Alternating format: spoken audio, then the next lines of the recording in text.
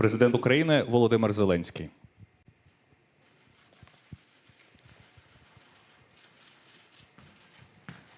Дуже дякую. Отже, шановні колеги, починаємо прес-конференцію за підсумками року. Головний підсумок, на нашу думку, на екрані. No sound for interpreters at the moment. Інших готові і стосовно цього готові. The interpretation shall proceed upon the incoming sound restoration. Дуже дякую. Перш за все, я хочу подякувати за цю можливість, цю розмову, цю зустріч, за вашу підтримку. Все ж таки, великий шлях проходить незалежна Україна, шлях історичний. 2 роки, без 2 місяців, майже 2 роки, так, повномасштабного вторгнення в Україну Російської Федерації. Їх навала зупинена українським народом, українськими воїнами. Я хотів би їм подякувати. Я думаю, що це дуже важливо зараз людям, які нас дивляться.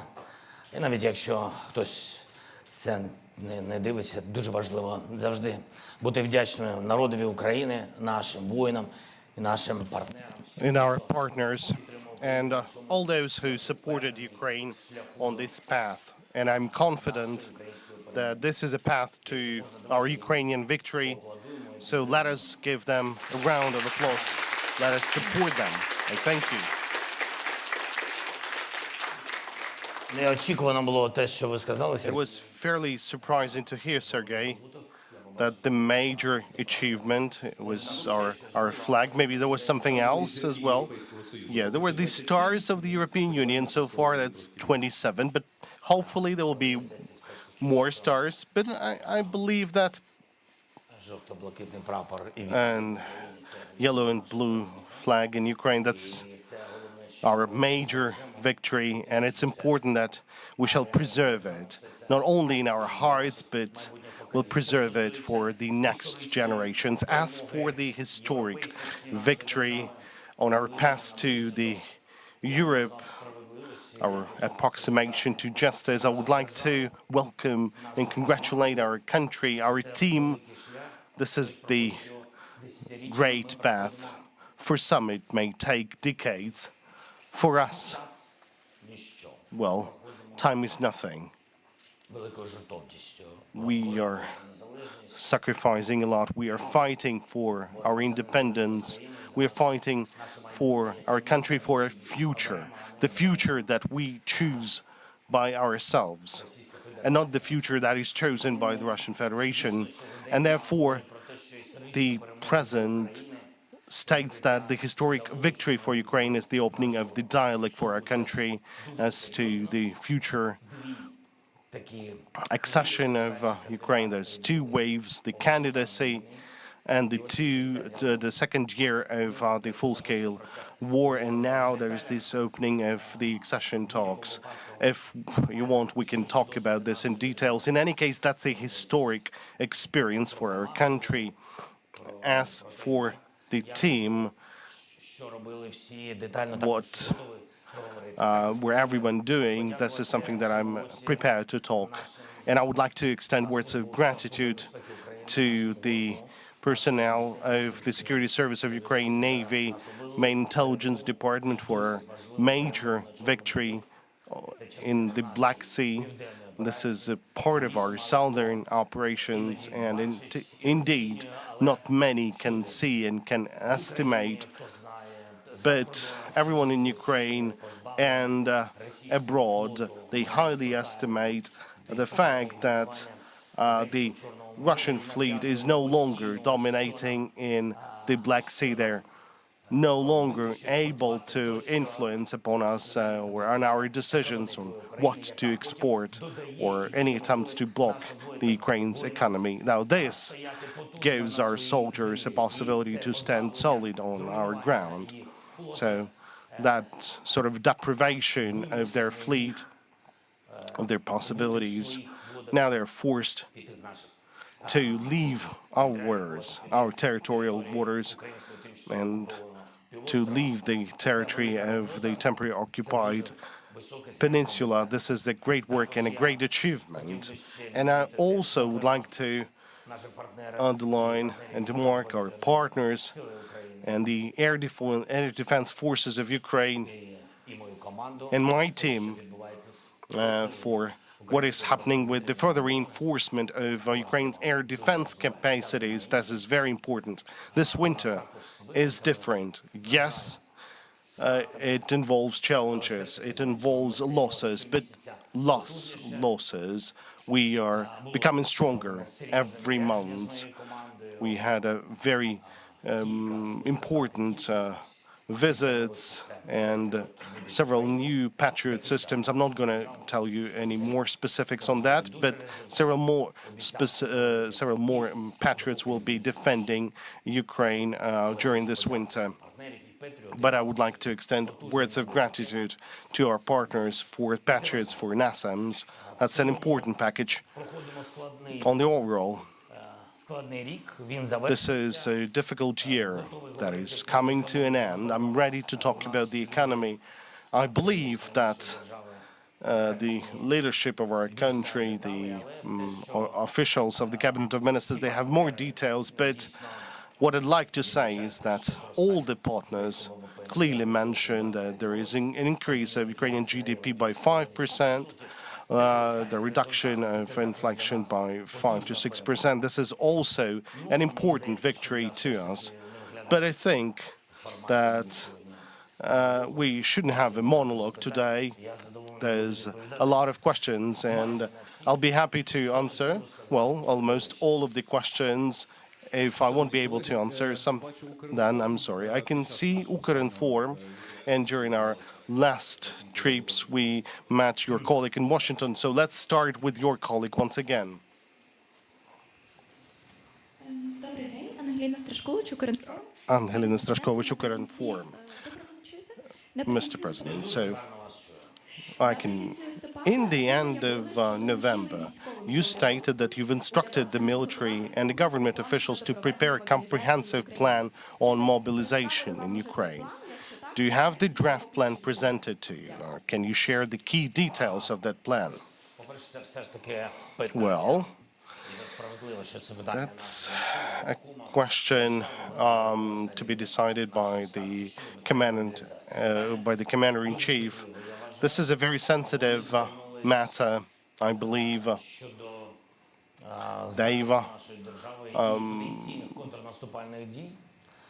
raised this issue in terms of the offensive and counter-offensive operations, in terms of the deficit, and their view at the headquarters was that they've suggested to mobilize additional 450,000 to 500,000 people, which is a very significant amount of people. And I told that I would need to have more arguments to support that, because this is primarily a question of people. It's about the justice and the fairness. It's about the defense capacity and the question of funding. As for the people, I need specifics, because what will happen to an army of 1 million people? What will happen to those people who are already defending our country for 2 years? If we have matters of rotation, of holidays, and then we should have a comprehensive plan. Now, in this mobilization law, you have to give answers to me and to the society, primarily.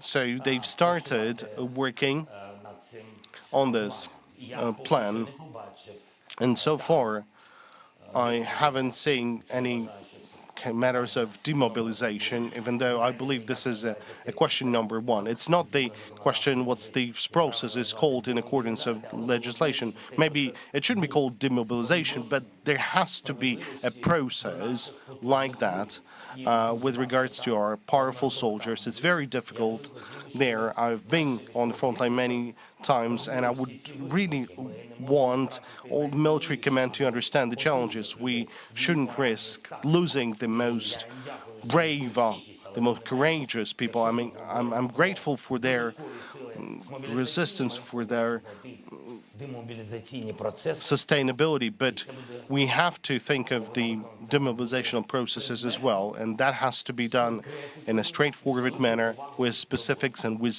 great respect to soldiers. That is why I have asked to have many questions.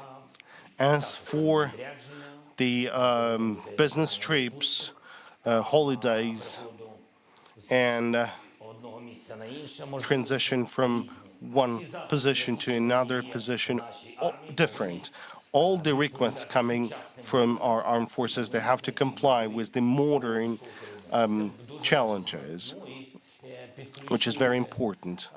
And they've also asked a number of aspects with regards to the Ministry of Defense, and Mikhailo Fedorev also raised a number of aspects with regards to the digitalization of something, because there are people in Ukraine, there are people outside of Ukraine, so that's a difficult process.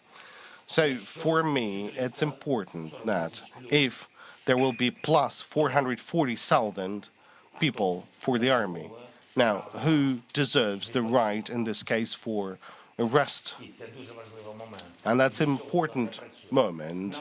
It's not working otherwise, well, at least to my personal point, but that's an issue to be raised and discussed during the headquarters session, and then they will have to prepare the draft and present it to the Verkhovna Rada, because if that is the amendments to the legislation of Ukraine, we would need to find an agreement in that question. So the question is very sensitive. We cannot lose the resilience, the potential, but we need to have fairness, which is very important. As for the funding aspect, well, the mobilization in that format would cost around additional 500 billion hryvnia to Ukraine. So me, as the president of Ukraine, as the person who dedicates a lot of the time to search for the financial support for Ukraine, I would like to have an understanding from the Prime Minister, from the Minister of Finance, where they're planning to get the money for that. Thank you.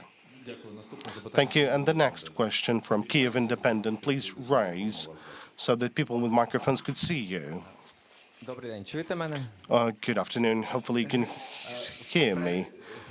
Francis Farrell, Kyiv Independent. Нещодавно вами було Just recently, you taken a decision on the construction of the fortification facilities along the front line. Can you tell us whether the scale of this work will be similar to the fortification constructions of Russians, and why Ukraine is starting this work only now? Well, the decision is talking not on the beginning, but on continuation for the reinforcement of the construction, which is very important. There are state regional administrations, and I would like to extend gratitude to them, because they were doing this work from the beginning of this war. I'm not just, saying who has to do that. I'm just saying that they've done. If I can see in the Kharkiv region what they've done, and I'm grateful to the region and to the city for how they've united together with the military experts, with the construction companies, and they've compiled the budget together with the businesses. Now, what they've done there, I think it's powerful enough.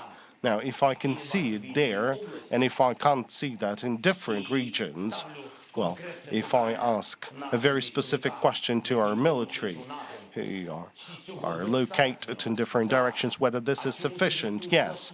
But why is that here it's weaker than in Kharkiv region? Now, I don't want to give any specifics about different condition. Yes, sometimes they're saying, yeah, well, it would be better if we would have that level. So my task is the same. So you need to standardize the solid defense. Thank you.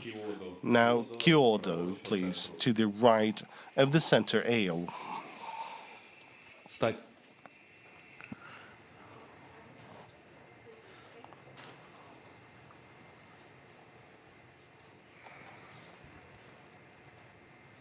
Thank you very much for having me.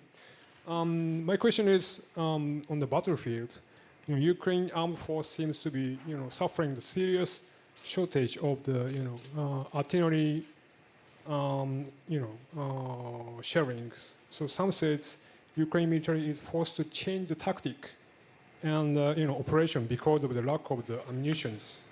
So what is your opinion about this? And second question is, Western military support is, failing, seems to be decreasing. And, if without these Western supports, Ukraine, can be losing. So what is your opinion about, this opinion? Thank you very much.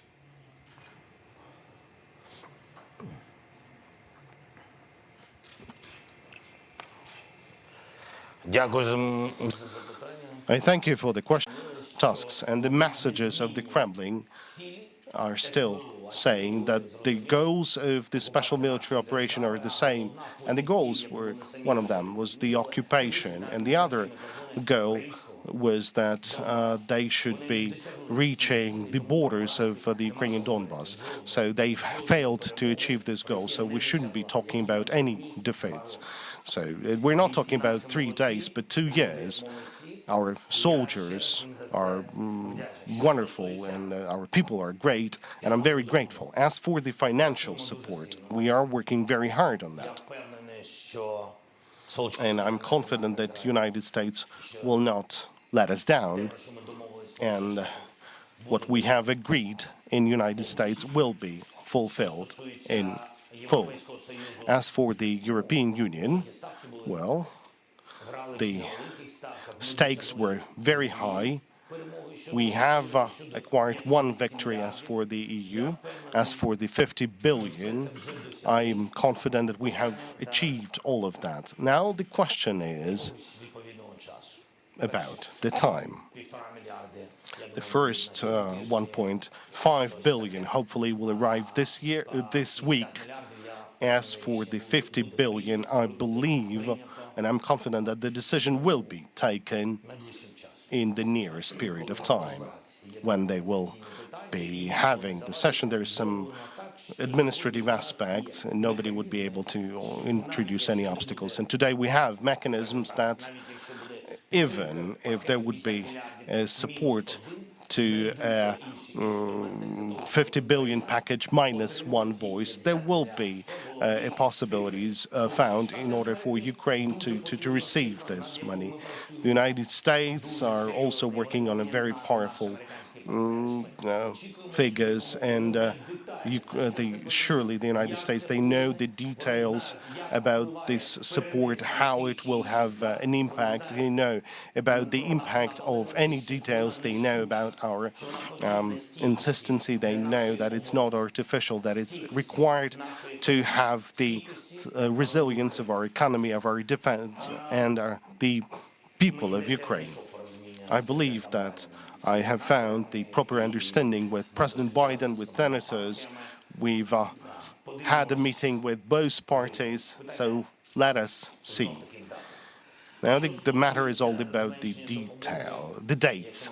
Now, as for the reduction of the support, talking about the shells, what you've mentioned, and whether they had an impact, well, the uncontrolled airspace around Ukraine, over Ukraine, that had an impact on the operation in 2023. We're not controlling the air, we don't have the proper ammunition, but that doesn't mean that we shall not find a way out, or we haven't found yet this way out. But for that, we do need the support, because some of the aspects we have issues. I mean, we don't have some of the ammunition, but we're working on that. РБК Україна, будь ласка. РБК Ukraine, please. Milan Lelic, Milan Lelic, РБК Ukraine. Mr. President, my first РБК Україна? Лише одне. РБК Ukraine is just the only one. Питань одне є і одне трошки... I have one question and the one to follow your previous response. So, Western leaders like German Chancellor, Mr. Scholz, NATO Secretary General, Mr. Stoltenberg say that the war can go for quite long. One of Azov commanders, Redis, also says it can take years, being the chief of the military in the country. Do you think that the war may not end in 2024? And following up your previous response, if the assistance from the West, financial, military one, dwindles materially next year, do you have a plan B? That is, will Ukraine have something to fight with and live with? I'm thankful to our relations with the European Union. I'm missing some details now. I'd say the European countries who respect us a lot, who are proud of our people. We built special personal relationship with them. Довгострокова допомога. The long-term aid, I think definitely it will be this leverage that you had in mind. Yes, there will be risks, but I think, again, that we won't be betrayed by our partners. At least this is the result of my visit. What we have now, 1.7 billion from Belgium, 2.4 from Denmark, 2.3 billion from Korea, Lithuania, Latvia, the Netherlands, hundreds of millions, Norway, 7.5 billion, France, 2 billion, Germany, 8 billion, Sweden, a bit more than 500,000, and a huge aid from Japan. This makes for a strong basis. So if there are some risks, these amounts, we will be counting them. It's about the multi-annual support for a variety of objectives. Some will go for humanitarian, some for economy, others for social benefits payment. But again, great deal of this assistance from those states is about military assistance. So again, I'm very much confident of our partners. We did nearly everything, and the year isn't yet over. Now, on the war ending in 2024, I think no one has the answer to it. Even those reputable army commanders here in the West, those who say that this is a multi-annual exercise, they don't know yet if it will be. Yeah, we have dialogue, we have thoughts and ideas can be far from realities. Sorry for revisiting the example with a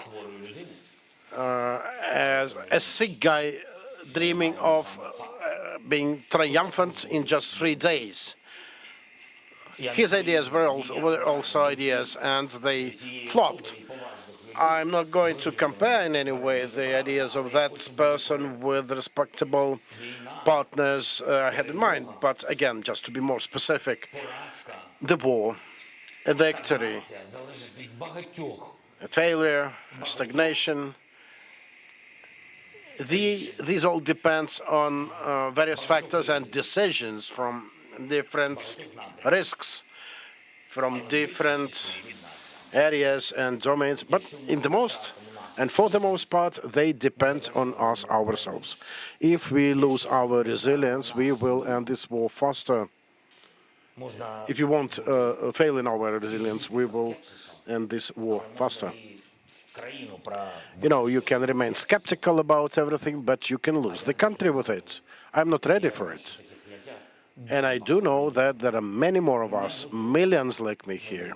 We are not ready to give up, to let go our country. From day one until the last day, this is how things will happen. We will keep all our objectives, everything we are capable of, and taken together, we are capable of much more than individually. I think we can make this victory closer. Будь ласка, BBC World Service, please. встаньте, будь ласка, щоб Just please raise up for us to see you. Thank you. Jessica Parker, BBC News. President Zelensky, you are facing a lot of problems at the moment, wavering Western support, manpower shortages as well. Russia is on the attack in some areas. So I really do want to press you on this. Is there a danger that Ukraine could be on the cusp of starting to lose this war?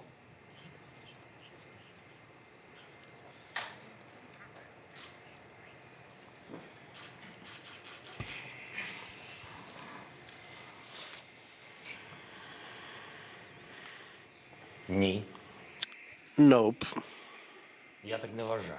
I don't think so. Ми були в найскладнішій ситуації. We were in a most complex situation, Принаймні, occupied practically completely, регіони, even the central regions of our nation, структури, логістика. infrastructure facilities, logistics of our nation, roads, Залізниця, railroads, доставка продуктів харчування, food supplies, the economy, биті повністю кіберударами можливості фінансування. completely destroyed with cyber strikes and physically damaged and destroyed cities. We were completely blockaded, yet we broke through it. Не знаю, хто більше.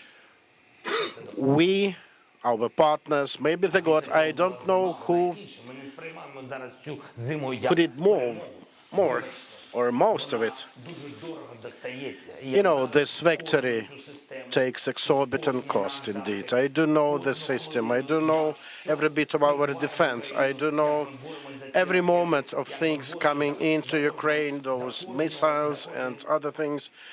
We are fighting for each defense system. I do remember the other winter we had. У нас інша ситуація. Now the situation is different. And I agree we have challenges with amounts of aid, with artillery shells, with anti-tank grenade launchers, with 955 artillery systems, with timely repairs of those systems. But hubs are opening to maintain them. Yeah, there were times with our neighbors when we could not reach the hub because of politics involved. But everyone understands that it is simple just from the first glance. There are risks indeed. You're right. But we are living creatures. We are people and we live here in Ukraine and we fight and we believe and we should believe not with words but with deeds, with our own steps on a daily basis. This is what we need to do. At least not to be ashamed afterwards. Okay, Українська правда.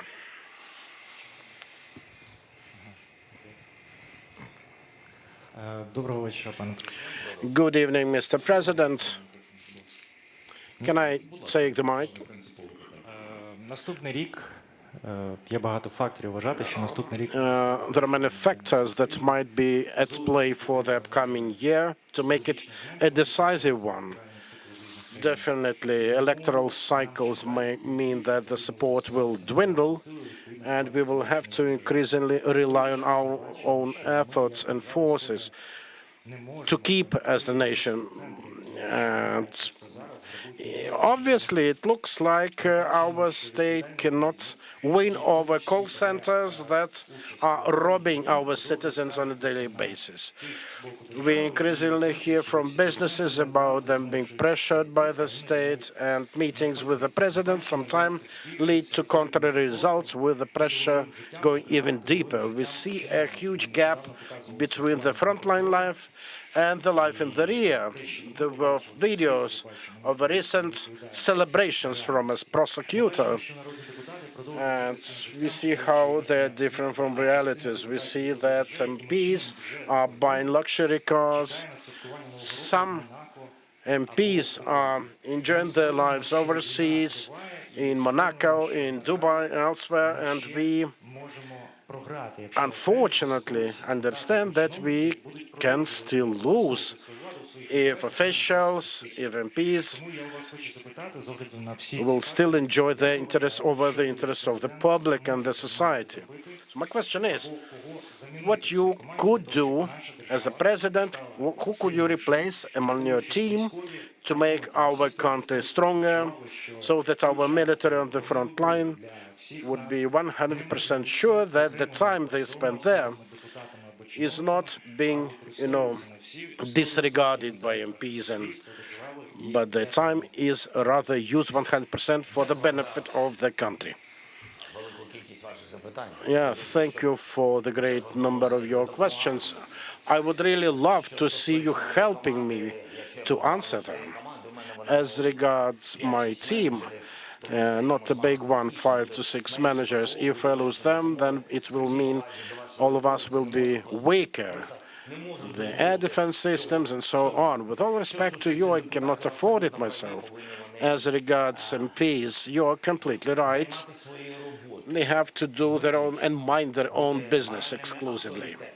They have to remain a moral authority in the country, which is not happening. I would put it like this. I would not go into the rhetorical constructs. I would rather say that there is a percentage of people who work, who vote, and they did vote for pro-European laws, for reforms, the ones that will usher the way for us to get the 50 billion facility that will kickstart our economy, that will allow our businesses to come back to work, and those businesses will be helping our military afterwards. This is the sequence of steps. I do agree with your intentions. I do understand the atmosphere around it. But I don't think that an MP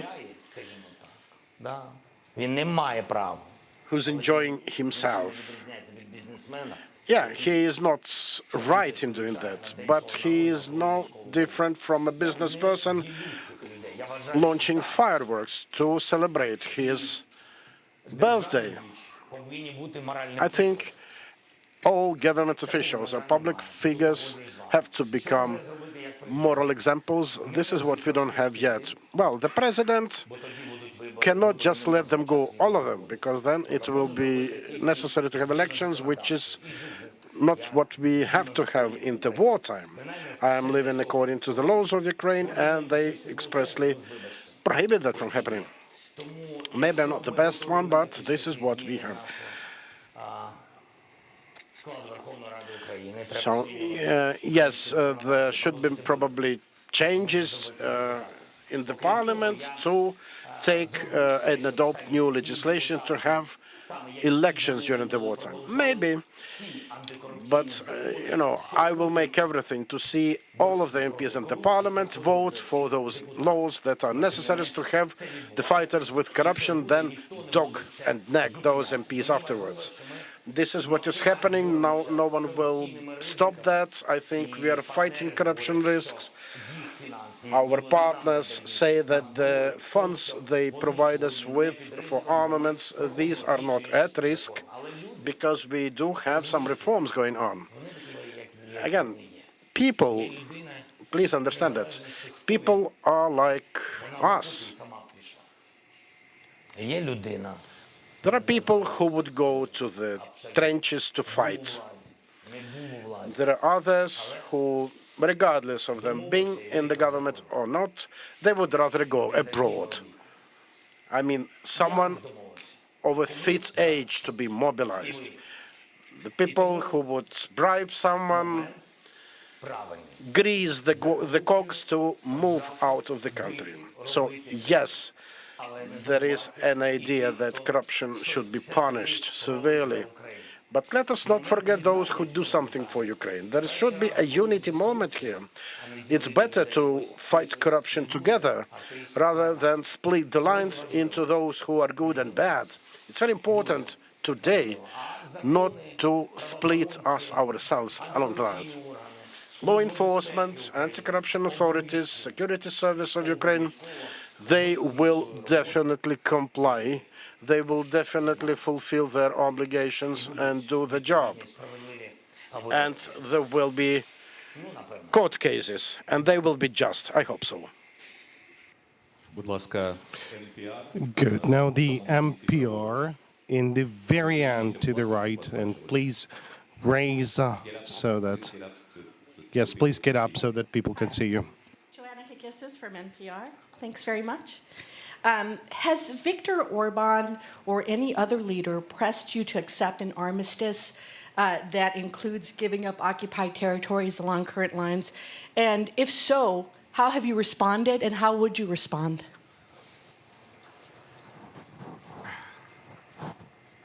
I never spoke with Viktor Orban about ceasefire with Russia or dialogue with Putin or something like this. Never.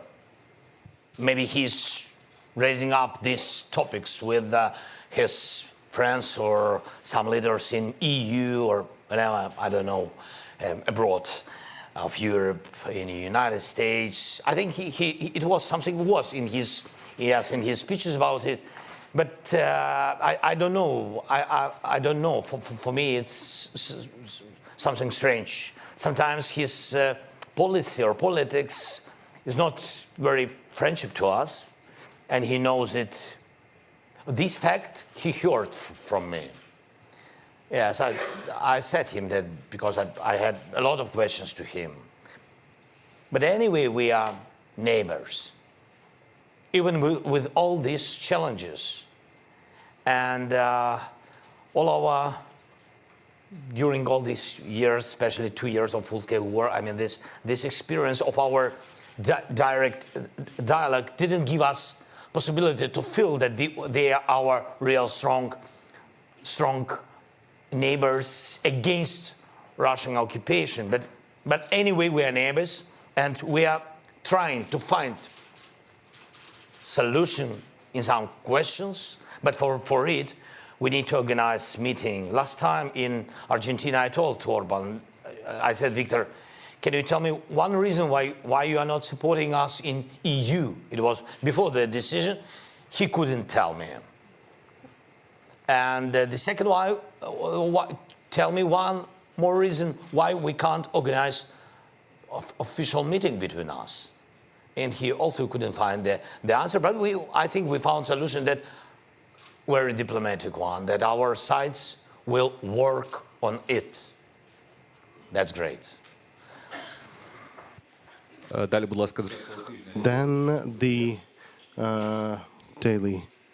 weekly mirror, the second row. Good evening, Mr. President. Whenever we are talking about how not to become, how to gain a victory, we think of three things. First, about the effective transition of the state management system to a military kind of style, and then the planning of recovery, and third, about the fighting with corruption. So I have three questions to you. First, have you thought about using the example of the democratic countries who face the same challenges to combine the political elite and create a government of unity with professionals, technocrats, because you are kind of doing a lot for the international relations, but inside the country you are lacking the effective experts. And how would you commend the recent step that was made by the government, who wanted to vote for the resolution with several resolution 5655 that was made in favor to the constructors, which is lobbied by Olena Shulyak and Alexander Kubrakov. We're talking about this 50 billion. Well, no. What 50 billion you're talking about? Look, the European Commission just recently, before the accession talks, they two times they've insistently recommended you not to sign this law, and you didn't do that. but the true heroes, they would try to circumvent this. Look, I will have to stop you. Look, let's start, with first step. So your first story was whether we will be transferring the government to the military planning. What haven't we done? I'm talking about the whole system of the state management. What do you mean? Could you be very specific? Because we always are not or failing to do something in a timely manner. Because I'm sorry, you're talking a lot. That's why you can't do that in due time. Well, I'm taking very seriously your questions.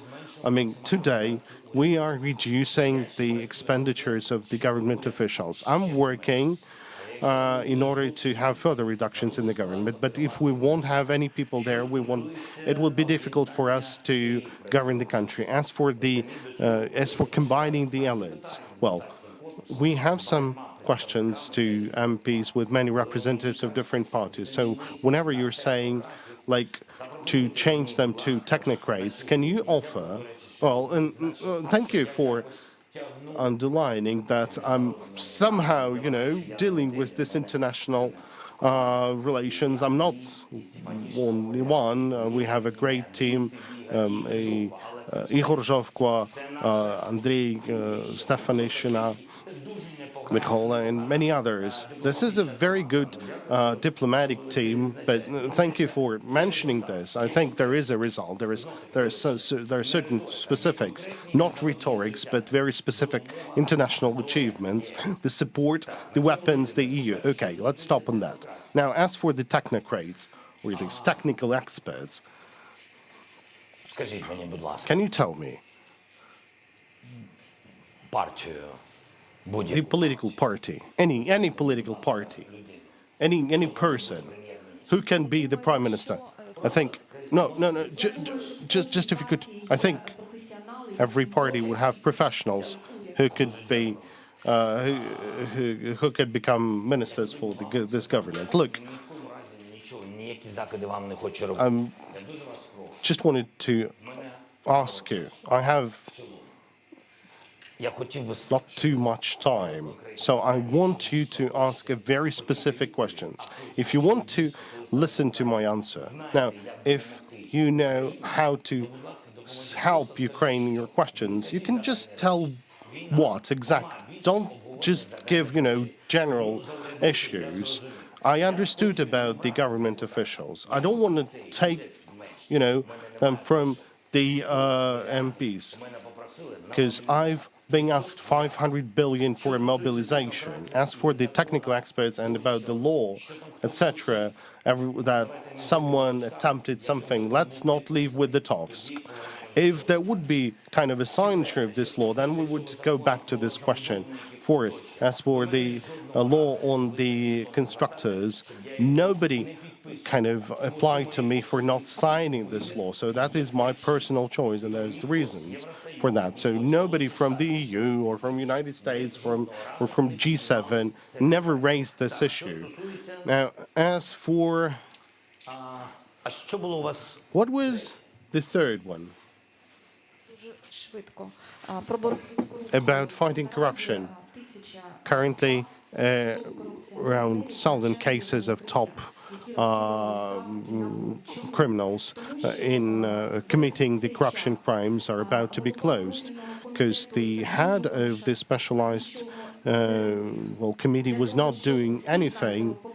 Well, we all know about the amendments of Lozovoy and the specialized deputies, Tatarov and Smirnov. They failed to do anything to motivate the majority in parliament to provide legislative tools to the High Anti-Corruption Court for the court to take fair decisions and not to close the cases automatically because we don't have the criminal procedural code working. Well, it's important, to read a lot, but it's better to be kind of literal, because if you give a lot of details, it doesn't mean that you understand everything. Well, first of all, Ignatius is not the head of the committee.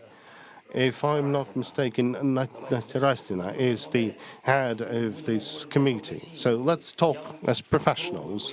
I will try to explain to you the anti-corruption infrastructure. The specialized committee is run by Anastasia Raitina. Then the Office of the President of Ukraine is not dealing with the anti-corruption bodies. Third, not a single aspect. All those people that you've mentioned, these deputies of the Office of the President, are not dealing with the anti-corruption, and we are not the subject. They're not the subject of legislative issues. So whenever you were saying that the office have not done any laws or any initiatives, I'm kind of surprised. Now, all these laws in fighting the corruption is supported by the European Union, by the G7. So this list of laws was provided to the President of Ukraine by the specialized committee and to the head of our government. So all the relevant laws that we had to vote, as of now, we voted for that. That's it. That's it for that topic. So once again, dear colleagues, please ask one question and please show respect to your colleagues. Okay, then IRD to the left in the center, please. Дякую. Thank you. Thank you for getting the possibility. I would like to ask, how does the war in the Middle East is influencing the attacking war of Russia in Ukraine? And do you plan to go to Israel soon? The Radio Andrea Ber. Війна на Близькому Сході, як The war on the Middle East, just as any war and other challenge on any continent стоїть присутність або where there is a presence or an influence of Russian Federation, it has an impact on the support to Ukraine. And Middle East is not an exclusion, it's a fact. And this is not a new information for you, because there is a decentralization of focus or consolidation around Ukraine or supporting Ukraine at different international platforms and deconcentration of the informational space around Ukraine abroad. So all of that in a comprehensive manner is affecting the support to Ukraine. What I can tell you, we know that this is a tragedy. This is a challenge. на Middle East а вже ж і For the Middle East. Surely, I understand this, but we also have to recognize that we have a full-scale war. Yes, there is a tragedy, and my condolences to all the people who lost their lives in the Middle East. But in that case, Russia has succeeded. They have certain success. They don't have a success on the battlefield, but Russia has certain successes on the diplomatic field. That's a fact, because some countries are starting, to think, and some countries are starting to balance. Whom should they prioritize the support, either Ukraine or Israel? Because, Ukraine has a full-scale war. Others say, Ukraine is already kind of receiving our support for 2 years, and now the Israel is facing a significant challenge. Well, that were the voices that we've heard in the beginning of this tragedy. That is why this is definitely not having a positive impact on Ukraine. As for my visit to the region and to the Middle East, I was ready in the very beginning. This is a fact. And that was my direct signal to the counterparts abroad. Well, maybe they had different priorities. I can't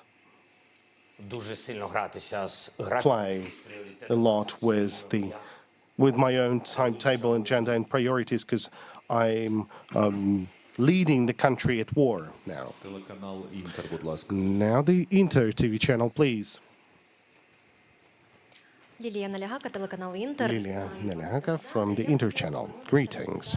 I would like to go back to the question of support from the United States. You've talked about some deadlines that we would need to wait for a certain period of time. So how long can we wait for their support, and how critical this support for Ukraine? Well, this support is required now, surely. It gives a signal to the EU about opening their own packages of support, but I'm happy that we've heard one another and that the signals from the United States, well, the signal, that would be a signal from the United States, and Europe is Europe. That's a decision by the Europe. I'm grateful for this kind of independence on behalf of all the partners that we have, and their support to Ukraine. As for the United States and their support, I believe that it will be very soon. Будь ласка, там сам. Now, Associated Press close by. Eugene, can you please get up? Доброго дня. Good afternoon. Скажіть, будь ласка, якщо Could you tell us, please, if Donald Trump will be elected as the next president of the United States, his policy would be an attempt to freeze the war and to reduce the support. Do you think you'll be able to convince him? Thank you for this question. I think he will have a different policy. He's a different person. Well, if he will be elected as the U.S. president, it's not for us to elect. It's their people who elect their own president. I'm not sure that the national policy will be changed towards Ukraine, but still, we have to kind of understand that leader has an influence, and every leader, right after the election, because he got support and most of the people said yes to him, so this first signals in the policy by different leaders, and now we're talking about the President of the United States, and his first signals will be very influential. Now, if the policy of the next president, whoever he is or she is, would be different to Ukraine, if that policy would be kind of colder or more kind of inner-oriented, if they would economize more, then I think these signals will have a very significant impact on the course of the war in Ukraine, because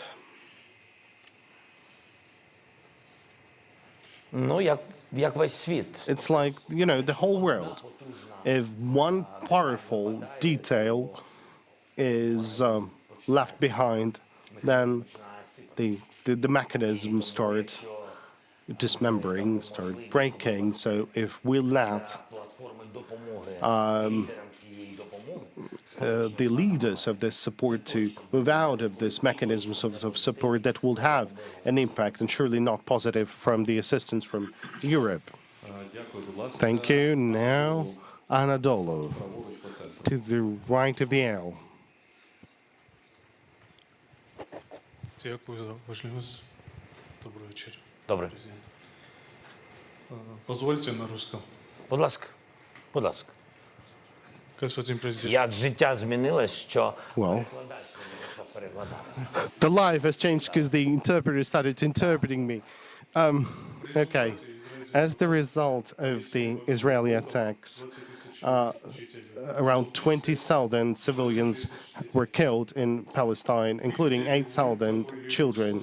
Do you see any similarities between what has happened to the civilian population in Gaza Strip and what has happened to the civilian population in Ukraine? Can you call the death of the civilian population in Palestine as the butchery? And do you condemn that?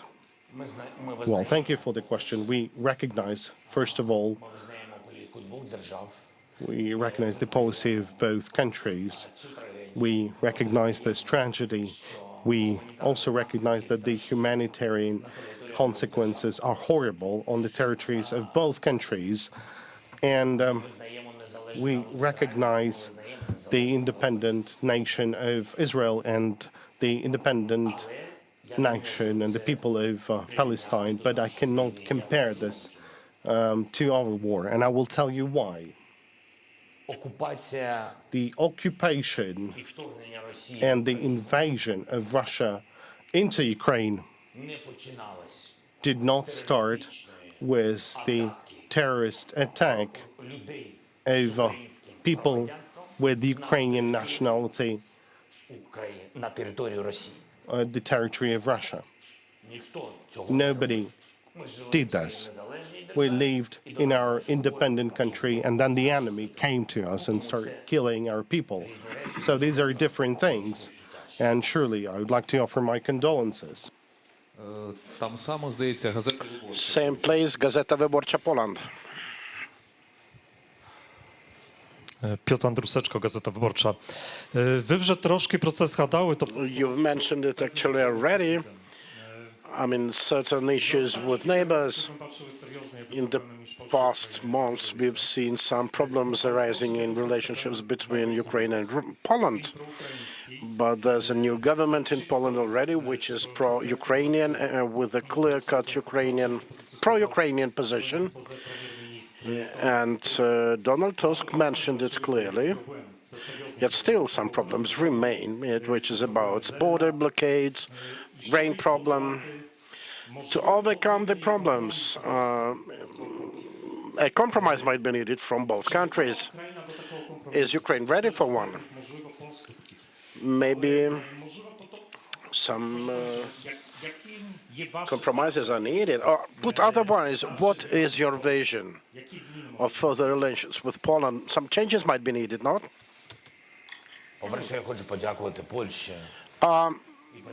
For first, I'd like to thank Poland and President Duda, your public. You've been with us since the beginning of war. You are our neighbors. You hosted our people, and I did everything to the max to thank you. Probably it wasn't enough, but still we are thankful to you, historically as well. But again, we need to be open-minded with you. And the Polish public and President Andrzej have always said it, that the Ukrainians are defending Poland with their lives. I think we are brethren, and you've been helping us as much as you could. This is for a fact. And we stood for you, for your independence, and we continue standing. I did have very powerful relationships with your cabinet of ministers. I would go out to Poland also with my spouse. Then the blockade of our borders came. You know, it's not about doing business at the time of war. It was about survival. We had no free corridor, free, independent Black Sea corridor to bring our grain out. And we had problems in Slovak Republic. We could run into problems with Romania. We had problems with Hungary and with our best friends in Poland. So what we're left with, we don't have sea. Where else? We had no chance. So you mentioned the compromise. So the question is, what kind of compromise? We are ready. Is it a compromise just for us not to survive, to stop selling our grain? We are not going to sell our grain to Poland. Let us take the grain out of the country. You don't know how the Ukrainians are treating Poles with great love. And if someone would say that there is a conflict between us leaders, two leaders of the countries, the Ukrainians started defending you. сусідів, близьких This людей. is like, neighborhood, lives between neighbors. Just consider it. Ну, це було дуже складно. From April till September, it was really a challenge. We lost hundreds, millions of dollars. We lost some of our yield, and it was happening on a daily basis. And I was being asked on a daily basis inside my country from farmers, what could we do or should we do? Our fields are mined. We need to get the grain out of the country. Again, I'm deeply thankful to your nation, but you have to understand me. I'm not a rag. I have to defend the interests of my nation at the time of war. So what I asked for, just let us get our grain out of the country. We weren't given this chance, and it wasn't correct. It wasn't right. Знаєте, на землі працюють. Так воно не може So бути. it's like, one being a landlord and another being, a tenant. And yeah, there was a political signal. You do know that. And everyone in Poland, in the Polish society, knows it was about politics. It was about the elections that those leaders lost. And I told the leaders of Ukraine at that time that you would lose. You would lose this game because our people cannot suffer. It's not about money. We lost. There's always a law there. The whole EU was against these blockades. And thanks God, Romania emerged. Sensible Romania. Its president, Johannes, helping my country, our farmers, to survive. He also had challenges. He had strikes there, but he demonstrated his ability to remain a strong person. I said first it's about values, then about the value of goods. Now you have a new government. I had a contact with President Duda. He would greet me with our holidays, and I'm telling that I do believe that the new government will deblockade all these blockades because of its artificial nature. Нічого не втрачали. We are ready to ensure that people in Poland lose nothing, but we should not politicize the grain matters when we are completely blocked. By the way, do you know how much Poland lost financially? Через Молдову, Румунію. We built a corridor via Moldova, Romania, the railroad one. We had a Black Sea route opened, and exports via Poland started to reduce. We didn't want that. I had a talk with President Donald Tusk, and I'm thankful to him for his position at the EU session. We talked with him on the eve of it. I do believe that we will be able to level everything. I want to believe in this.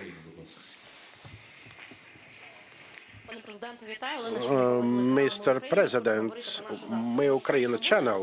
My question is about our tomorrow. Definitely it will come, but the question is about security, us being in NATO. And in terms of security guarantees, we have this declaration since July. We have bilateral negotiations with countries, but what are the results of these negotiations? Maybe it's about, Britain, the UK being the first to sign some bilateral document. But what about NATO membership? Will Ukraine join NATO in a gradual manner like Germany did? And, Russia, with its salami tactics, taking away bits of land to prevent the country from doing it, how we will deal with it? Okay, thank you. On security guarantees, the process is on. It unfolds a bit slower than initially I had an idea of it, and we had a meeting of my team right today on also matters of security guarantees, how to make it come faster. A lot depends on us ourselves. We tend to put the blame on our partners in some matters, but let us do the justice. A lot depends on us.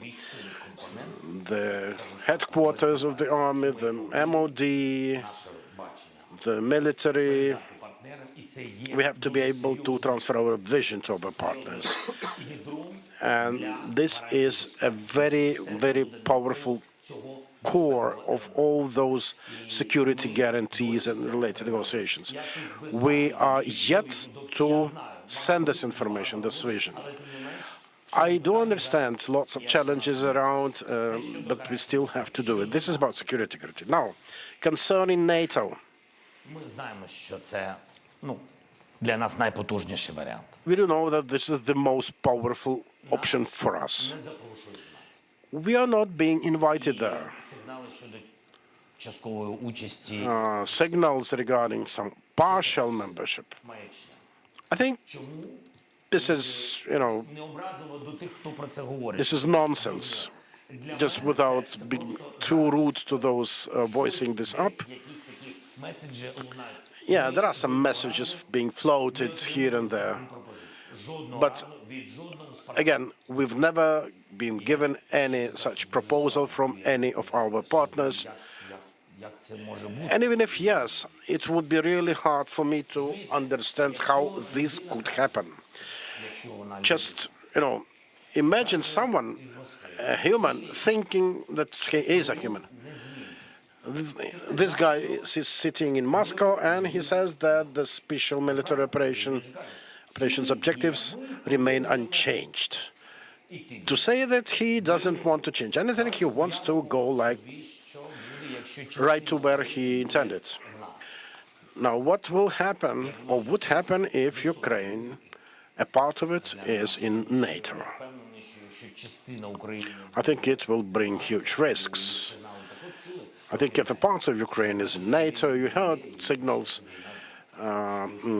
about Finland when it was working on that. There were rumors that he would invade Finland to fight NATO.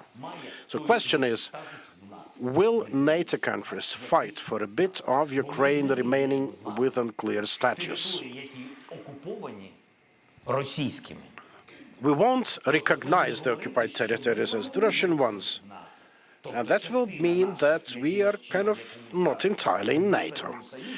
We are a country, a part of which is in the security union of NATO, and another part is under Russia. So I think it's a fantasy, З Британією так само гарантії безпеки. Speaking of the UK, морський компонент. The maritime component is under discussion, but again, we have to revisit the topic of our homework that we are yet to deliver. Thank you. IFP, please. Left, closer to the aisle. Thank you, Mr. President. My question is, given the lack of breakthroughs on the front line, would you consider changing your strategy, including the goal of returning to 1991 borders? And also, what about changing the military leadership, for example, removing Zaluzhny? Thank you.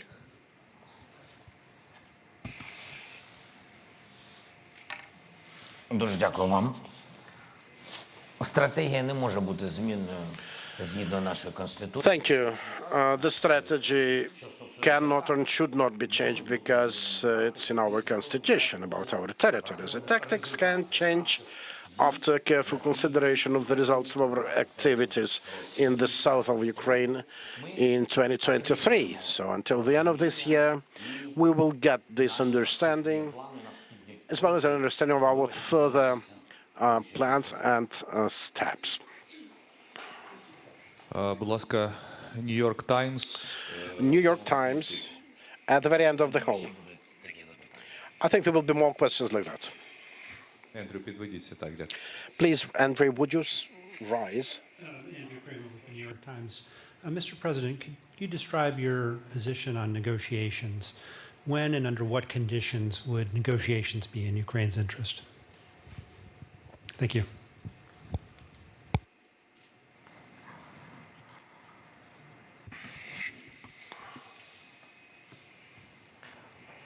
У нас є формула миру.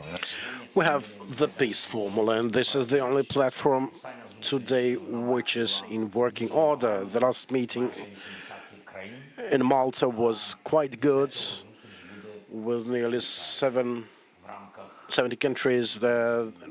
We are going to have a meeting in Switzerland.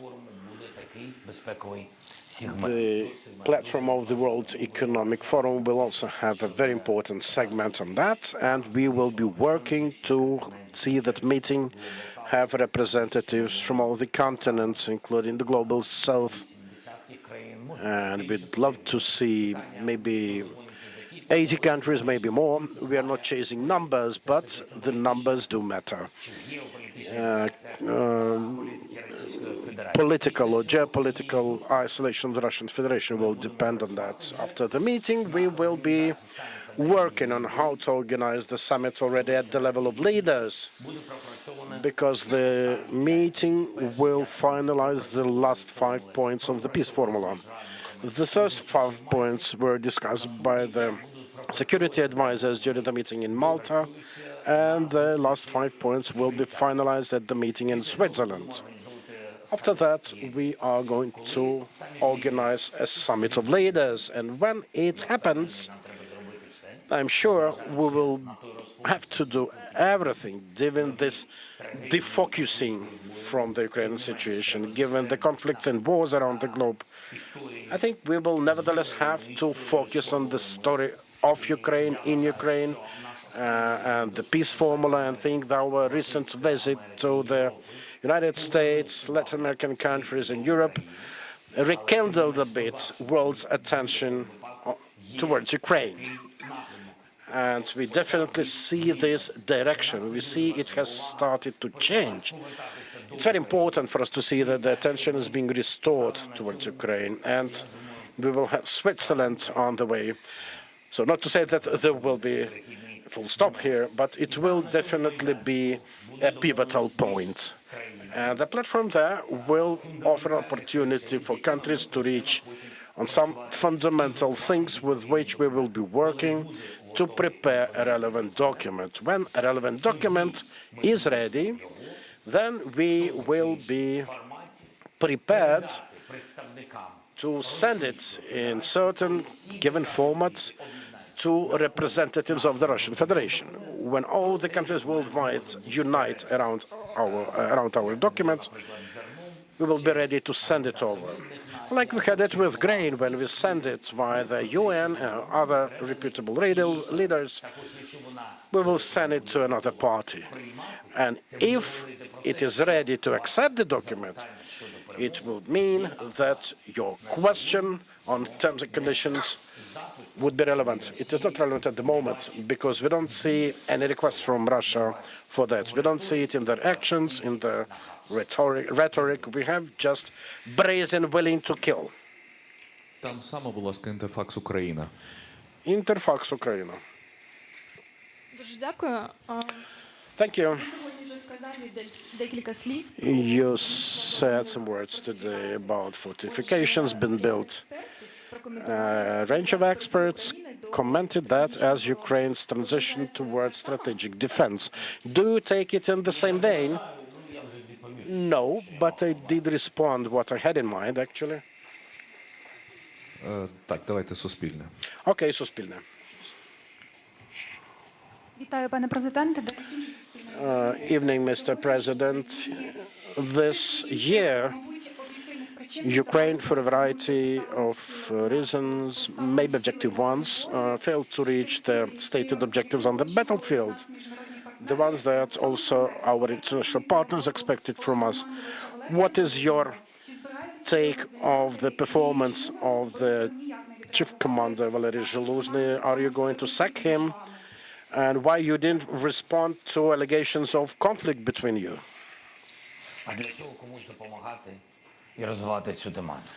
Why would we help someone digging deeper into the topic. We have good working relationships. He has to provide, deliver the result as the top guy in the army, top of the army headquarters. Yeah, there are questions there, but there is also the chief commander of the Tavria group. It's a complex question. What did happen, what didn't, what is going to happen or not, or maybe it won't happen at all. It's a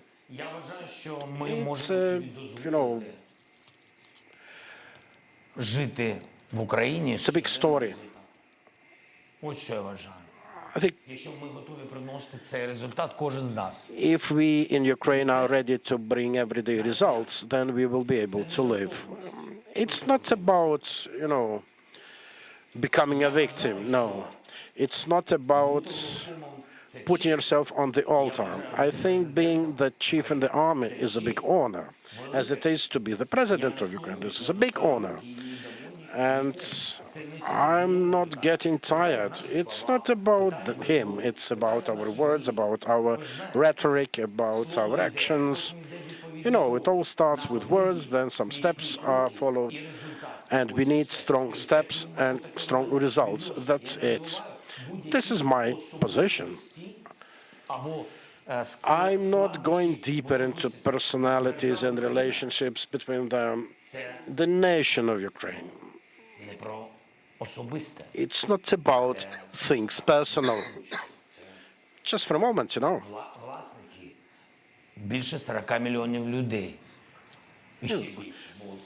It's about 40+ million of people. And this begs for results, daily results. Whatever position or office you have, it is about responsibility for each result every day.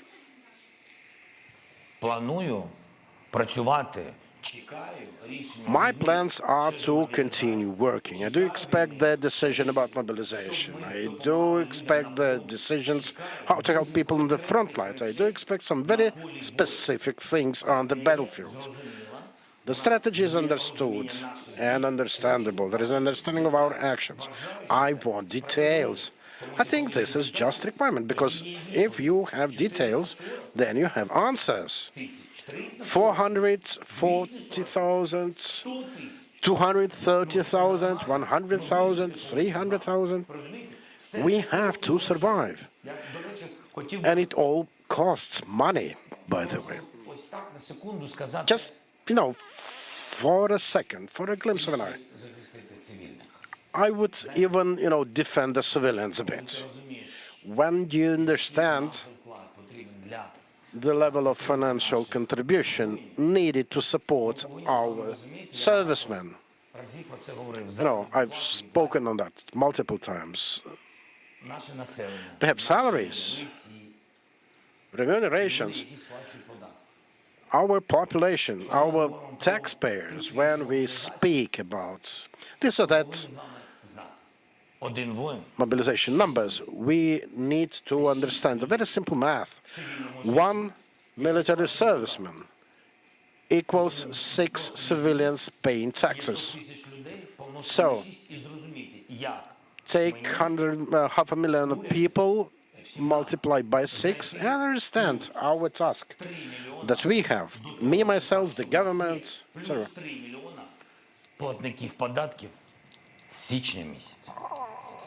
Are we having 3+ million taxpayers to kick in since January? It's not about personal things. All things personal discussed with my wife. 24 канал, будь ласка. Now, channel 24, please. Пане президенте, вітаю. Mr. President, 24 канал. the 24th channel, greetings.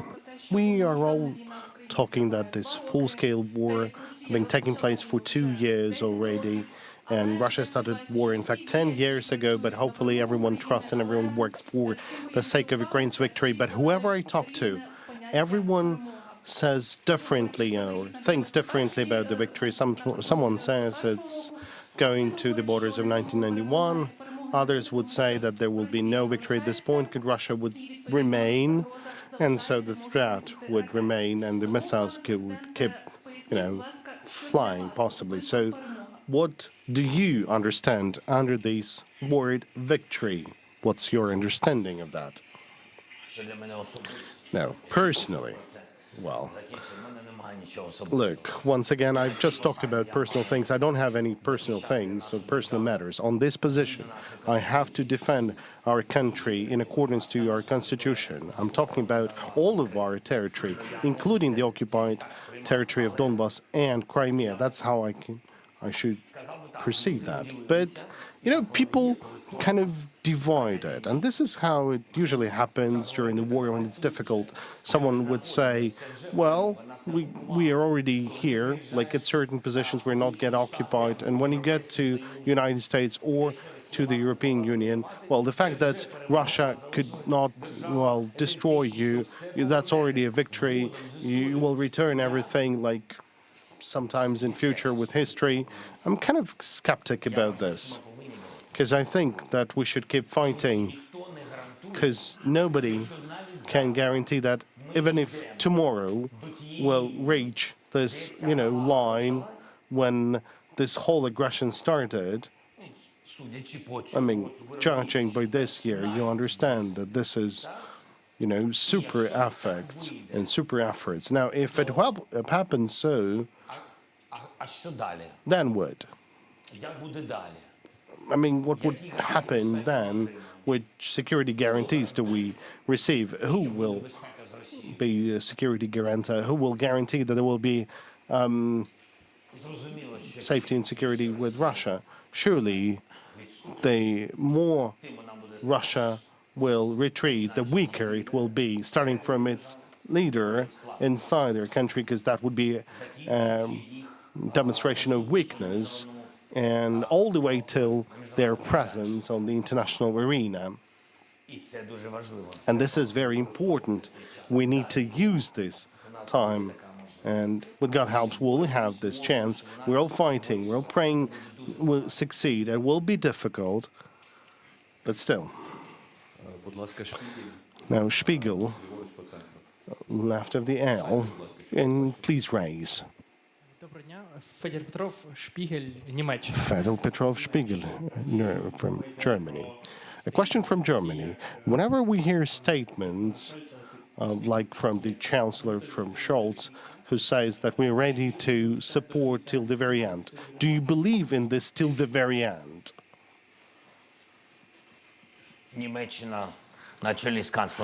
Germany, headed by Chancellor Scholz, is second in terms of the amount of support we receive, a second in terms of the global support to Ukraine.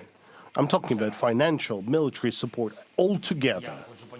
And I want to express words of gratitude to this society and to him for doing that. Well, till the end, what it means, we'll see. We'll judge by people's steps and not only by the words. Currently, he's helping very significantly. We are expecting one more Patriot system from him. That is a very important decision for ourselves. We understand how it helps to the region that is fighting on a daily basis for their life. Now, the Forbes Ukraine left by the wall, please. Greetings, Serhiy Shevchuk, Forbes Ukraine. Thank you for the chance to ask this question. Mr. President, I would like to go back to the interior aspects, and for that, I would like to go back to the words of Serhiy Pozniak, the interpreter, who's the head of Manifest 42 organization. Just recently, they said that after your meetings with the business in summer, the problem of exerting pressure on the businesses was not solved, but in fact escalated. There were words like shady law enforcers continue to arrest or seize accounts, continue to visit the offices of the businesses. So the question, to what degree are you aware of all this situation? And if so, what could be the outcome or the solution to this situation? This person, was he, did he attend the meeting that we had? Well, in my understanding, yes, he attended. Well, that shouldn't be the case. It couldn't be the case. Oh, well. I have constructed this platform in the office in order to support the businesses, so that there would be no unsolved, matters, in order to, to mediate any issues they might have with the governmental officials or law enforcers or the custom or the tax authorities. So we were very grateful because they were, taking phone calls saying that there is a challenge, and we've responded to that. So would you please tell that person so we're ready to support? And this question will be solved only when the relative law will be approved. I have asked the MPs to vote for this law. And surely you know that there were no inspections, but this is the requirement of the IMF. So we've returned all those inspections. We couldn't do anything about this. So I suggested an alternative. Let's make one body, fiscal, law enforcement, whatsoever, and however the interpreters would like that. And only the representatives of these agencies would be able to communicate with the business. I know that the respective law should have been registered in the Verkhovna Rada. In any case, thank you for the question. I will check why this law has been voted for, and then we'll understand that it's not a question to, everyone, but in fact, there'll be only a question to a certain agency. But you have to understand me. I know there is a pressure by the taxation authorities, and maybe there are some irregular steps, but I don't have the authority, to ban the taxation authorities from going to the businesses. You need to understand, we have to act by the law. So what I've told you, this is something I can do. I can't do anything more than that. If there are any other proposals from the interpreters, well, I'm open. I'm happy to hear those proposals. Thank you. Next, let's have Radio Svoboda. Close to the stage here. Mr. President, greetings. I wanted to ask you about the POWs and the detained Ukrainians currently located in Russia. Thousands of our POWs are there, and their relatives are coming on the streets in different places of Ukraine. Maybe they think that Ukrainians are forgetting about this, or maybe there is a lack of communication from the authorities regarding this challenge, and over 25,000 civilians are currently detained in Russia. That's according to the data provided by Dmytro Lubinets. For example, our colleague Vladislav Yursipenko, a journalist from Crimea Really, he was detained in Crimea over 2 years ago. Then Dmytro Khelyuk, our colleague, he's also detained by Russians. So tell us, what are the mechanisms available to release the POWs and civilians? What you are doing, what the authorities are doing, and can you tell that if this process has become more complicated if compared to the previous year, because the last exchange of POW was taking place in June. I can't tell you what exacerbated this process, what made it more difficult. It would be, well, not ethical. So, if possible at this point. You are absolutely right to say that this process is becoming more complicated. Maybe, indeed, you're right that the authorities are not communicating sufficiently. I will tell Budanov and Luganets to communicate more information so that relatives would have more information. I understand this pain. This track is working. Indeed, it slowed down due to reasons. Well, there are the reasons by the Russian Federation. There's very specific reasons. This track will open. We are currently working on a fairly significant amount of our people, so that we would be able to return them. God help, we'll manage to do that. As for the civilian detainees, if we're talking about the children, the small numbers, but still we have a gradual return of Ukrainian children. We get support from Qatar in this track. As for our people in Palestine, I'm grateful to Palestine and to Israel and to Qatar. They helped to return our people. As for the population of Crimea, the citizens of Crimea, well, the situation is very difficult, and we don't have, anything to say or to say thank to international organizations, because they haven't done a lot in terms of that. I talked to President Erdogan on that, and so far, Mr. President Erdogan did not demonstrate any result. As for the captives and detainees on the territory of Crimea, well, I guess there's all these tracks that we have. We work separately with countries like Switzerland, Norway, and some of the Arab countries in order to return our people, our citizens. We still have a track when we have an exchange of POWs in between of the militaries. So when we have like certain accumulation, and well, sorry for this word, but still accumulation of like enemy resources, we exchange them to Ukrainian soldiers. Currently, these are all the tracks available to us, but still, we are working to increase them. We are working to the international partners that I've mentioned to you, and hopefully, and sorry for returning to that, hopefully this track will work out.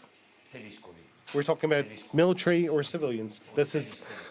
We're talking about the military track. Well, these are the agreements reached. Thank you. Now, France 24, please.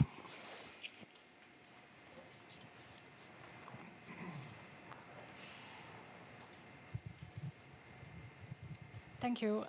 Emmanuel Chas, France 24. 12 months ago, we had the prospect here in Kyiv of a counter-offensive that would be successful. It didn't turn out to happen as planned. What are the realistic goals that you're hoping to achieve, and how to achieve them for the year to come, for the next 12 months? Thank you. I cannot tell you about the goals.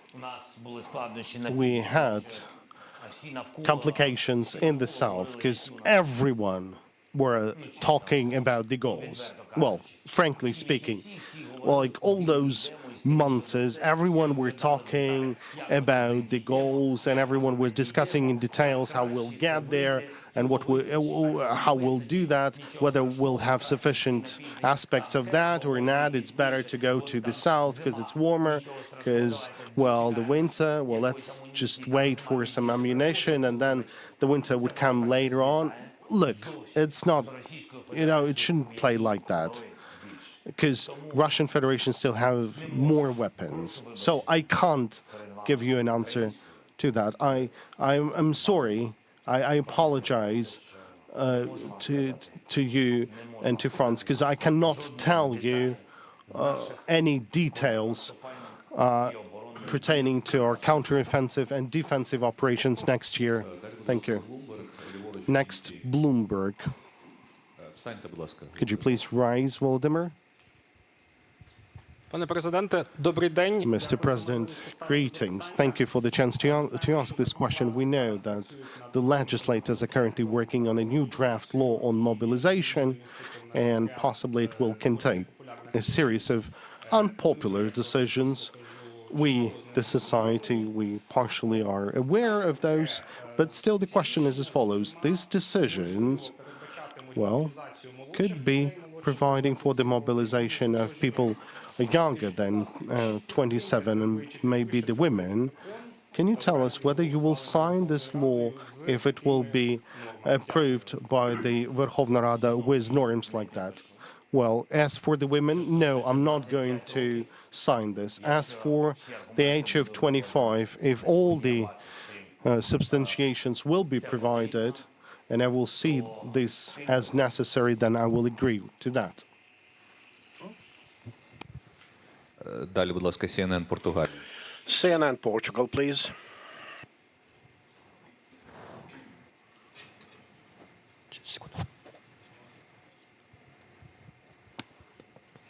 President Zelensky, Elena Lins from CNN Portugal. I hear you talking about a lot about unity today.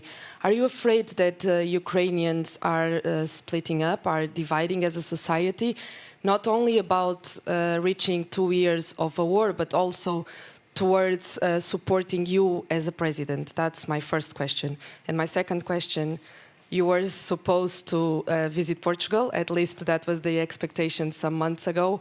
Do you have plans to visit Portugal? Thank you.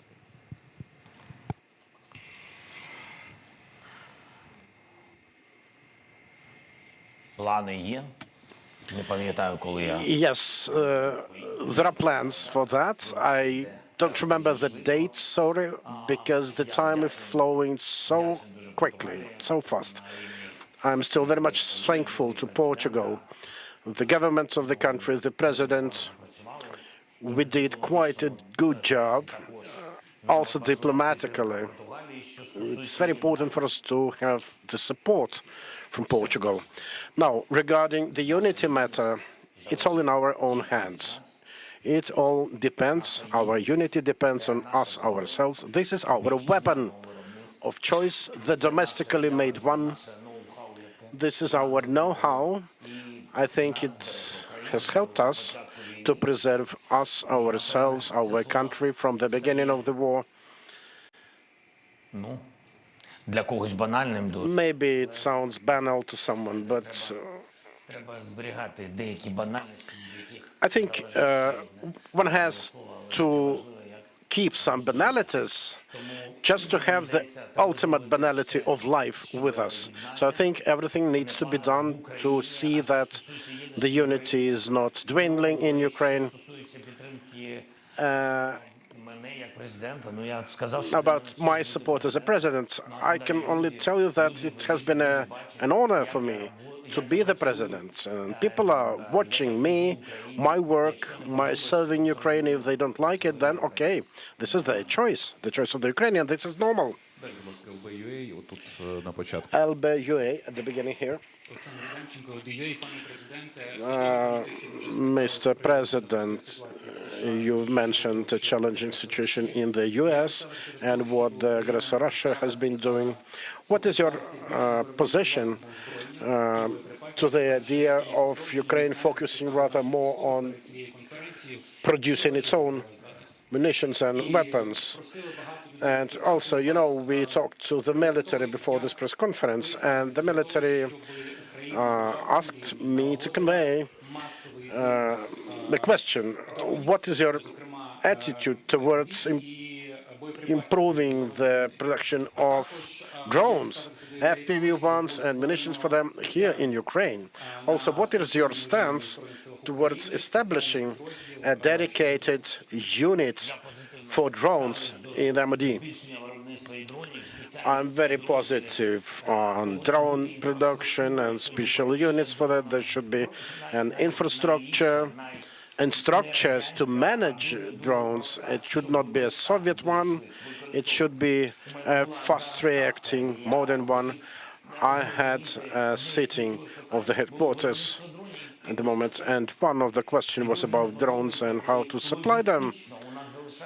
It's really bad when we are still left with old-time Soviet red tape in terms of logistics of it. We had 20,000 of drones sitting in a warehouse, and for some reason they could not get it to the front line. Yes, the headquarters session sometimes was quite loud about it. But when I'm being asked what about my personal thing? I don't have any personal things on that, but we do need to fight this logistics, and we need to start building them. We will do it regarding production. We will make 1 million drones next year. We will do that. And we will do everything to have this happen. Regarding artillery, there will be more of artillery, 155 caliber systems. Unfortunately, it's still a challenge to produce shells for them, and the shells are a huge deficit. It's easier with systems, but with the shells themselves, because of powder deficit and so on, a lot has to be done, and we need not to relax. By the way, the Defense Industry Forum was quite a success. Andriy and my team, Commission, Umerov, representatives of our military, had nice meetings in Washington. We had an important meeting with President Biden, and we have to be clear about telling that some of the leading world companies, those making CV-90 artillery pieces, those producing Patriot systems, we had meetings with all of them. The team chaired by the head of my office was there. Then I paid my visit there to meet leaders of those companies myself. We will do that, but it will take time. We do not have time, but we will make 1 million drones next year. TVP Poland, please. Thank you very much. We mainly talk about difficult things, lack of ammunition, lack of successes on the front, the blockade on the border between Poland and Ukraine. But today I have found very interesting and positive news, I think on Andriy Yermak's Twitter account. It was about Ukrainian civilian plane taking off from Borispol airport. And actually I read somewhere that Borispol airport is looking for employees. What does it mean, Mr. President? Will my mother be able to visit me in Kiev soon? Sorry for that question, but it is really interesting. Я не зовсім зрозумів.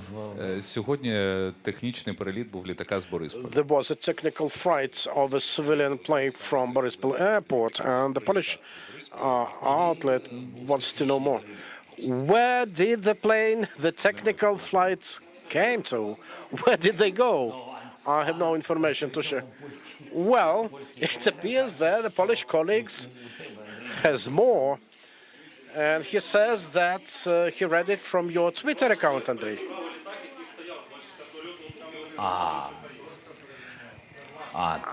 Okay. That's another story, yeah. Some other story.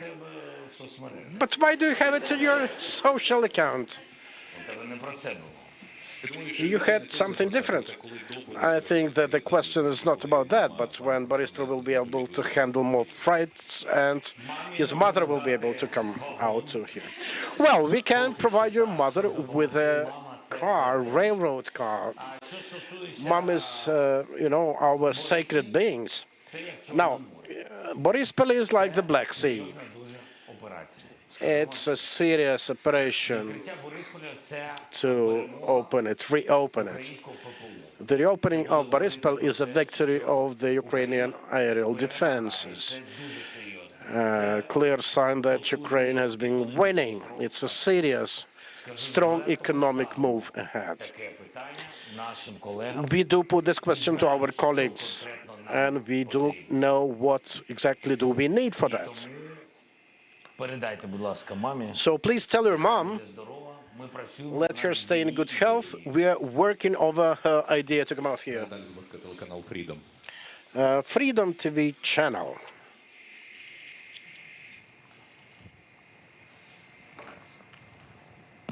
Вітаю вас, пане президенте.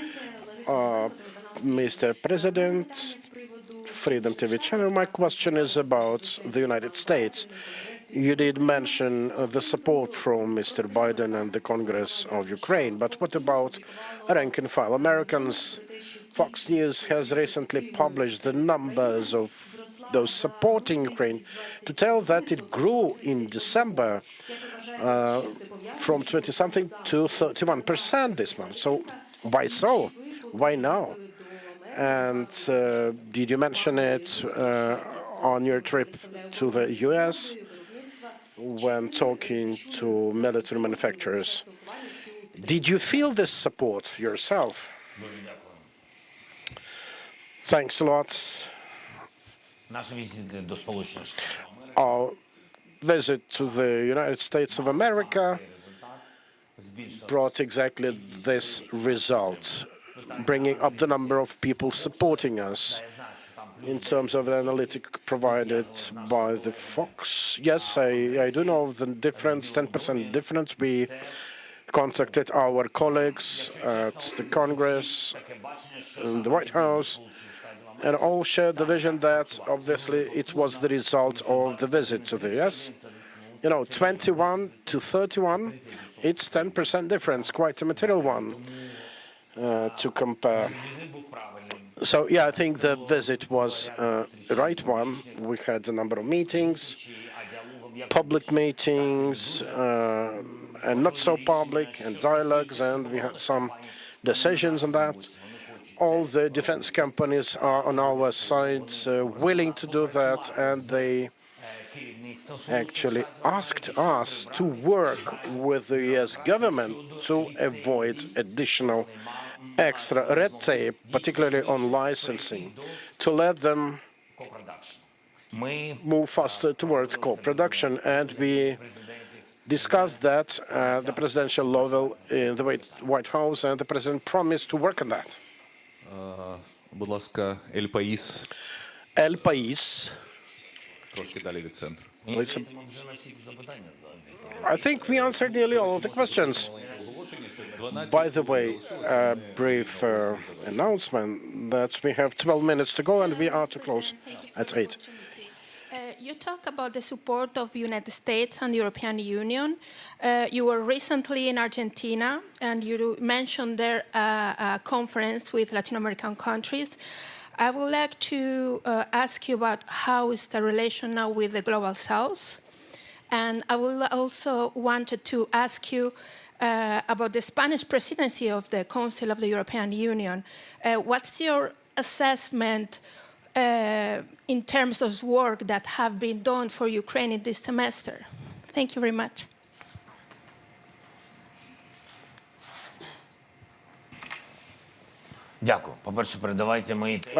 Thanks a lot.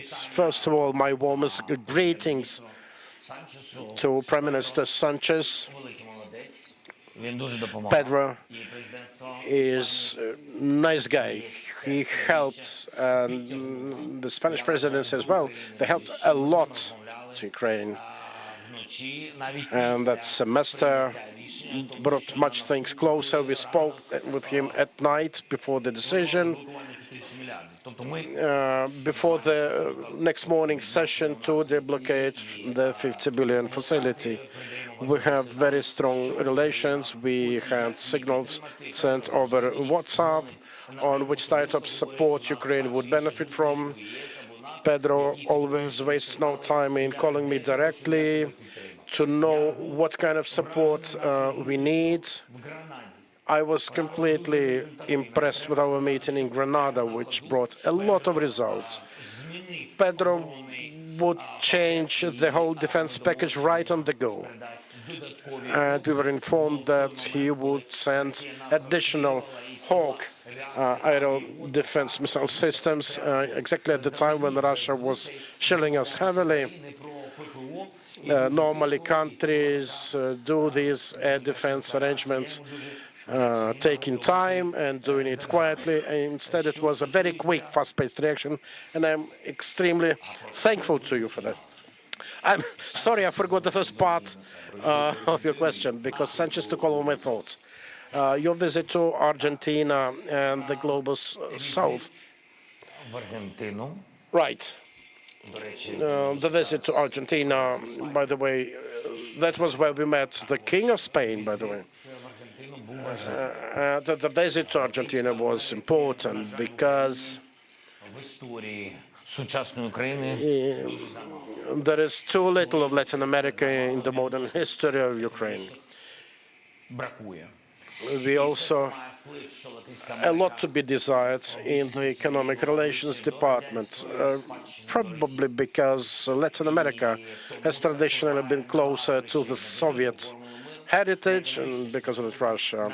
That affected the Peace Formula Forum, the economics relations, the support of financial or military aid packages. But, well, with the advent of such non-ordinary personality as President Milei, who came to power in Argentina, I think it really reshapes the direction, the political direction in Latin America. By the way, he stands with us. He is on our side. He spoke in the parliament of the country about his total support of Ukraine and his not acceptance of Putin's policy. We had the first personal meeting and very made strong acquaintance on the sidelines of my Argentinian event with President of Ecuador. We've secured support from Paraguay, Uruguay. Yeah.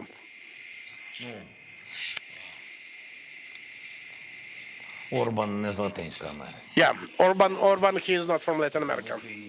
Well, there was an European track there. Yeah, so we had important meetings in Argentina. I think our team will work on that, and we will work with the team of President Milei, and the government officials will meet. Espresso TV, please. Добрий вечір. Дякую за те, що можна поставити вам питання. Дмитро Дідора.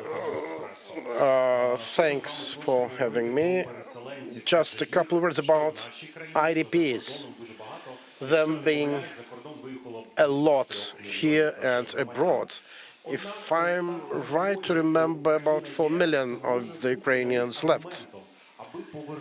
So whether the start of session negotiations can be an argument for them to come back after the end of active hostilities. What options do we have to bring those people back into Ukraine? Are there any government programs to bring 4 million Ukrainians back home? And I myself am an IDP. Where are you from? I'm from the town of Shastya, Luhansk Oblast.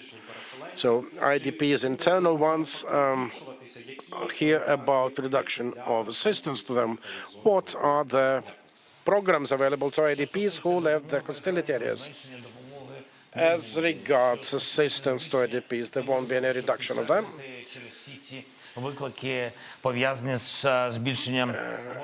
Because of the challenges related to military budget, I cannot tell you anything specific about the level of expenditures for that. Not now. We will finalize everything by the end of the year, and for the next year we will have a clear understanding of all our calculus on that.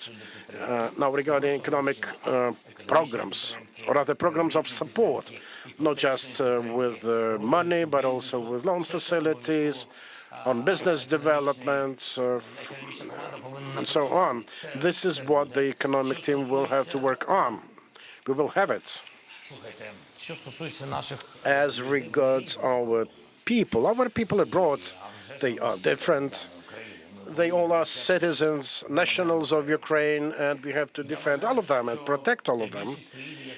I think the majority of them will come back as soon as our air defenses become much more stronger. Well, I cannot tell you exactly because people become employed there, they have their kids sent to schools there, so maybe they've settled with their lives there, but they will come. The next factor will be a reduction in support from EU member states. I have no doubt about that. The European countries, the US will continue supporting those of us who are in dire circumstances. But, those who've got employed, they definitely will have another level of support. And this, it is nothing to say about the internal IDPs. The situation will be stable. Air defenses, I think it begs probably thinking, considering the idea of multiple citizenship. We will become an EU member country historically in this historical future, so I don't see anything bad about multiple citizenship considerations. I had mentioned them even at the beginning of this skill war. It had been in our program. And actually, there are 60 million Ukrainians worldwide. Not all of them have to live here. They have families there. Some of them were born in Canada, in the United States. But we need to provide them with an opportunity to support Ukraine, to feel Ukrainians, to open their businesses here, to pay taxes here if they want. Definitely, it will work for the benefits of Ukraine. And it begs, some consideration. Question is when to start thinking about that. We shouldn't overheat the matter. We shouldn't be too fast with it because there are things and factors pertinent to multiple citizenship. I definitely want our women, our kids living abroad to hear this. Whenever they think about employment, about new life opportunities, I'd like them to hear, please do not hastily renounce your citizenship here. This is important. We cannot lose these people. I think that multiple citizenship will partly resolve the matter. Dear colleagues, we can field 2 more questions before the end of it.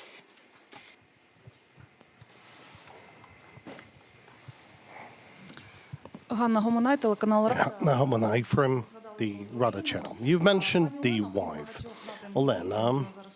Zelensky, in addition to many other tracks that she's doing, she particularly paid attention to mental health, to psychological resilience. She made this a priority during the summit of First Ladies and Gentlemen. Do you talk on these topics, in your own family? And what would you say to people who are currently asking how to cope with this mental aspects during the war?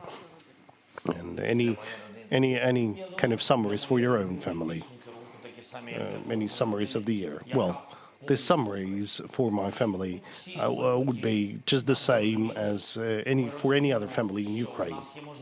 We understand that we have a possibility to leave, to work, and to serve Ukraine, and we have a possibility to be together. Because, now staying in Ukraine, being in Ukraine, even in different locations, it still means that you're together. Because if the soldier is on the front line and his wife or girlfriend is in Kiev or any other city of Ukraine, the soldier, he feels like the person that he loves, that he defends, is here in Ukraine. Like, I'm not saying anything to those women who left Ukraine. No, still I believe that they offer this moral support and the resilience to the soldiers. Just as my wife, she supports me, she works a lot. Truly, she has a lot of program. She helps in the way she can, through this program of mental health. And just recently, there was another program for school food. And I'm very grateful to the Warren Buffett, to this school, other support, and now thousands of children are receiving hot meals at schools in those areas affected by the hostilities and by the combat operation. So the life is returning. And I'm very happy that my wife is among those people who support. I'm proud of her work. As for, well, children, well, my son is a schoolboy. Sometimes he's, joining offline classes, others, in other cases, online classes. My daughter is studying at the university. Well, I'm happy they're here, and it's a great pleasure that they've made their personal choice and they're making their personal contribution just as any other family in Ukraine. And since you've asked this question, I guess I would like to thank all of you who's staying here in Ukraine. The country is alive. There's people on the streets. And that means a lot. Thank you. No, there's no time, but since I've already announced one more question from NV, please raise yourself and ask your question. Greetings. Mr. President, recently the representatives of your political party, Mariana Bezugla, has made a number of accusations towards the Commander-in-Chief Zaluzhny, saying that he failed to provide with any plan for combat operations for 2024, that he should be dismissed for that. And could you tell us whether the position shared by the political party is the same as your position? And is that correct, that what Bezugla has said, that there were no plan provided?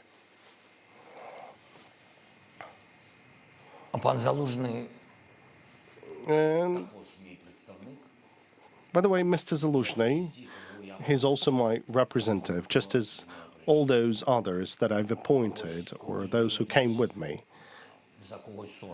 Well, and I'm thankful to some and I'm ashamed by others. As for any documents in Facebook, well, look, I'm not dealing with that. I'm sorry. I don't have time. I don't have, the time to have this, dialogues that bring no results. I use the social network as a platform, as a place where it can, answer certain questions or give signals to our society inside our country, to tell some important things, some urgent things, or as a format of communication with some of our partners. As for Mariana and Valera and some other people, well, it's kind of, it's difficult. They tend to like to comment, to, hit likes on the Facebook. They tend to communicate a lot. Like on one occasion, they go to the front line together. On the other occasion, they have quarrels. That's difficult. I would say that we need to give results to the country on the everyday basis. Okay, dear colleagues, this is the end of the press conference. I thank you for your interest, and thank you for raising this interest since yesterday, for asking so many questions. Thank you. Goodbye.